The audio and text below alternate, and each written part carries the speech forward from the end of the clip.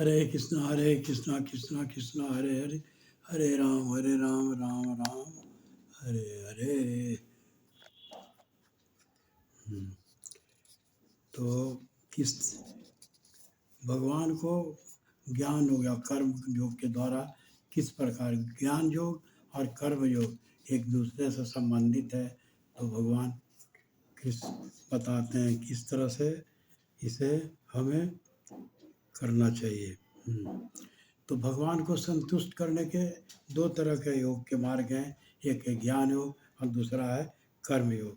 तो दो मार्ग हैं, एक अंतर्मुखी होकर और दूसरा बहिर्मुखी होकर। अंतर्मुखी का मतलब है स्वयं के भीतर जाकर और बहिर्मुखी का मतलब है स्वयं के बाहर जाकर। तो कर्म से छुटकारा नहीं है, स्वयं को खोजना भी कर्म ही है। और कर्म त्याग ज्ञान मार्ग ये नहीं कहता कि ज्ञान योग ये नहीं कहता कि कर्म त्यागने का मार्ग है।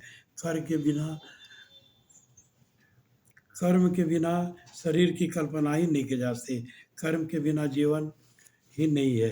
कर्म को बलपूर्वक रोक जाना, ज्ञान प्राप्त करना, ये सिद्ध पुरुष का काम नहीं है। इसका दमन करके अंतर्मुखी होना योगी नहीं। ये क्या, अगर अंतर्मुखी नहीं होता है तो मिथ्यावादी है। जैसे हमारा अंग पलकें हैं तो वो कंपन करेंगे ही, हाँ आँखें हैं तो देखेंगे ही, लेकिन हमें क्या देखना है क्या नहीं देखना है ये अपना निश्चय करना है। नाक है तो सुगंध लेगा ही, और सांसें हैं तो नाद उन्माद करतल ध्वनि कुछ भी संगीत सारे सुनेंगे ही। सांसें लेना है तो सांसें लेना है, लेकिन स्वयं निश्चय करना है। कर्म योग क्या करना चाहिए, योग की तरह कर्म भी एक योगी है। भगवान कृष्ण श्री 3.9 गीता में कहते हैं, अर्थात कर्मणो यंत्र लोकन्य कर्म बंधना तदर्थ कर्म कौनते मुक्त संग समाचार।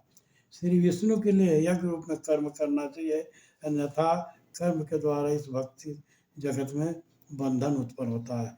अतः हे कुंती पुत्र, उनकी प्रसन्नता के लिए अपने नियत कर्म करो, इस तरह तुम बंधन से मुक्त रहोगे। क्योंकि मनुष्य के शरीर के निर्वाह के लिए भी कर्म करना होता है। ऐसा विशिष्ट समाधि की स्थिति तथा गुण में को ध्यान में रखकर नियत कर्म इस तरह बनाए रखे कि आपके उद्देश्यों की पूर्ति हो सके।